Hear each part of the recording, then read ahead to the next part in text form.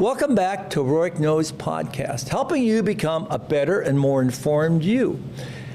Hi, welcome back to Dallas. And today we're going to dive a little deeper into practice finances and how to become better at what you do and also make sure you're doing it right. So I have with me an amazing consultant, Jessica Nunn. Welcome, Jessica.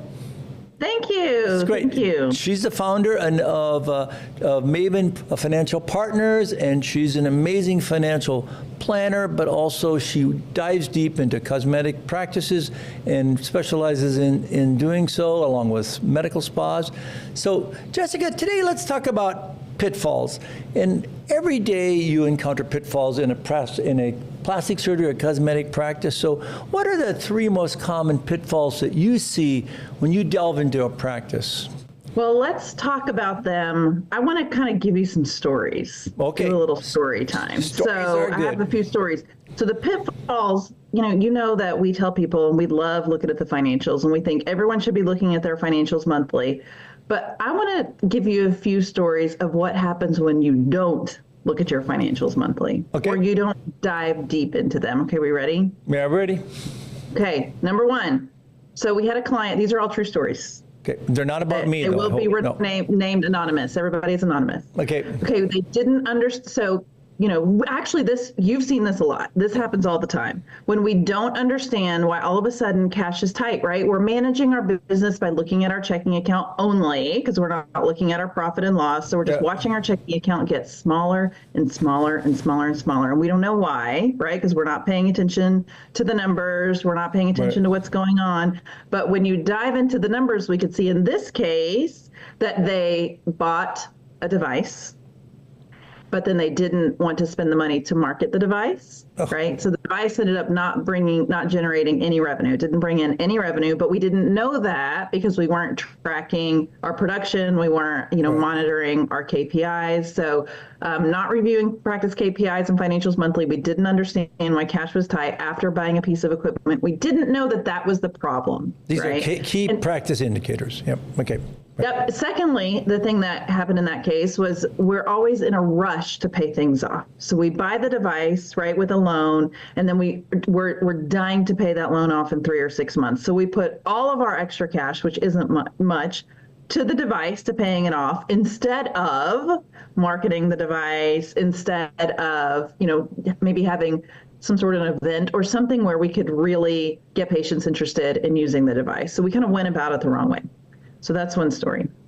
And shouldn't pay it off. Yeah, you shouldn't pay it off right away either. Yeah. No, take your time. What's the rush? Exactly. Right? I know we hate debt, but invest in your practice and make it work for you first. Right. Secondly, we see this one a lot. You guys, probably somebody listening, I hate to tell you, but somebody listening most likely is being embezzled from.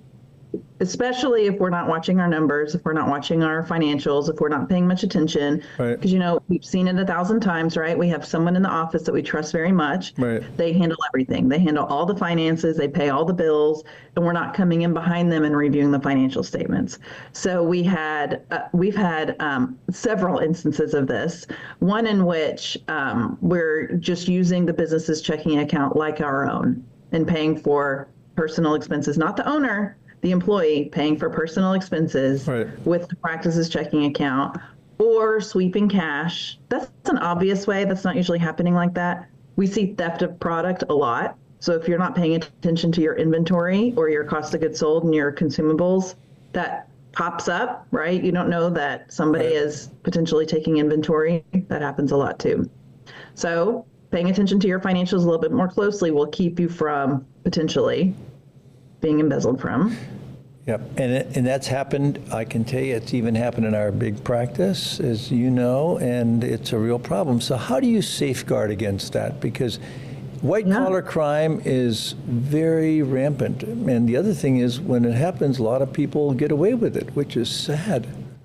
Oh, so sad, because it's a pain to deal with that after the fact. And you've just got to pay attention. So I wouldn't give anybody full control over your finances. Like, You can have someone pay bills, but you should be signing the checks. Yep. Or if it's an electronic payment, you should be coming in behind them and approving the payment, right? Right. Looking at your P&L, again, monitoring the trends, seeing if something appears high, what are the vendors? Who's being paid? Watching the vendors. Occasionally spot checking payroll. If you're not the one running payroll, is someone stealing hours or time? And then you need to implement a really good inventory system. So, use your practice management software to track what's coming in, track what's going out, and do a count. Do an inventory count every month so that you can make sure that what you say is on hand, right, and your software is really on hand in your practice. Those things will cut down on a lot of it. Another something that they teach us, like in Accounting 101, internal controls involve making sure everyone takes vacation in the practice. Because a lot of this stuff tends to come up if you have someone that never leaves. So they're controlling, right, kind of the embezzlement as it's happening. When someone leaves for a week and someone else has to come in and do their job is a lot of times when this stuff is found out. Very, very smart. In fact, that's interesting, huh? Yeah, it is interesting, and we always have somebody sign checks for our practice, my practice, every day. Just it's not anybody's manager; it's one of us. So I think that's smart. Yeah, very perfect. Good. Smart. Thirdly, yep. So the other kind of pitfalls or problems that we see is we're just, and this is kind of opposite of the first one, but we're just spending money on marketing willy-nilly. Yep. Throwing it out, without analyzing any kind of ROI or tracking any kind of ROI. So we've got to make sure we understand where all of our patients coming from. Yep. Right.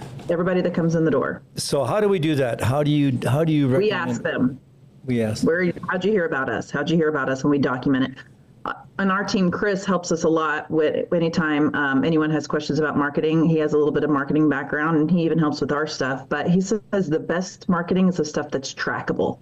If you have like a digital ad, that can be tracked, who clicked on that, or they can track where on your website they landed, or what page were they on before they called you, or if you're doing it, whatever you're doing, it should be trackable. Then you know exactly what marketing efforts are yielding the most results, right? What kind of patients are you getting from this? Is it like not really your avatar? Is it not really who you want to be working with?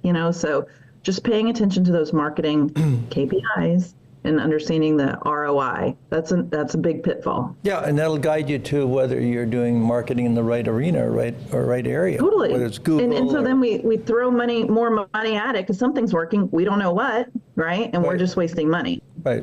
That's very good. That's excellent.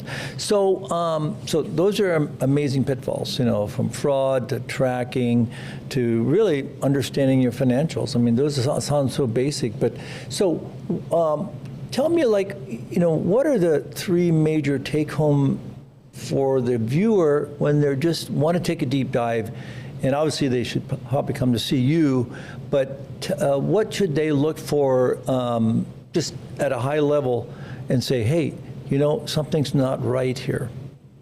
Well, I would say, first of all, what's so interesting is when we're diving through the financials with clients, so many times we hear, I knew something wasn't right. I knew it. Or they'll say, I knew everything that you're telling me, I felt. People kind of have a sense, like you guys have a sense. You'll know your business. You have a sense of it, right? We're just proving it out in the numbers is truly what we're doing. So, but, certainly if you have a sense, act on it, dig deeper, act on it, right? Get your CPA, get a financial consultant, someone like us to help you dive into the numbers. But at a minimum, review your financials regularly, right? Know where your money is going. Know what's coming in. Know what's going out. What do you usually spend on marketing, right? What do you usually spend on consumables?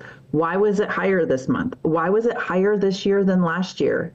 Is it a price increase? What is it? Make sure you're looking at things. Have a good inventory management system. Just overall, just tighten things up a bit in the office. Good. So what is it? Give us some examples of good inventory management systems that you like to use. I mean, I know you're just... Yeah. Well, I'll say that a lot of the practice management softwares, again, do have them.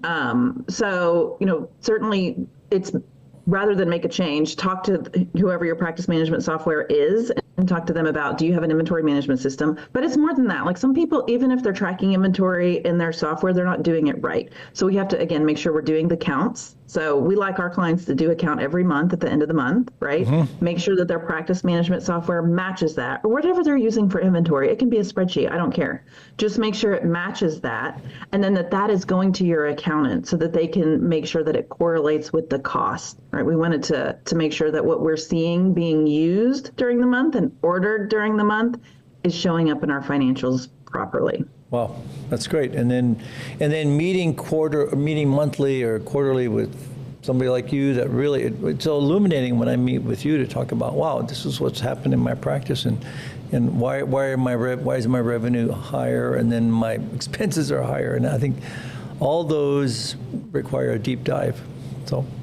Yeah, and I'll tell you one more thing. We're a real big fan of budgets around here, and so in a lot of our practices, we budget out the future months. So we'll say, hey, if your team is producing this amount, because we know what it's going to be, because we've planned for it and budgeted it, then you should be spending this on consumables, or you should be spending this on marketing, or we know that your rent is this. And so we can every month compare what we expected to spend with what we did spend. That can raise a lot of red flags, or bring to light a lot of potential opportunities for improvement. When we say, you should have spent this, why'd you spend this? Let's dive in more.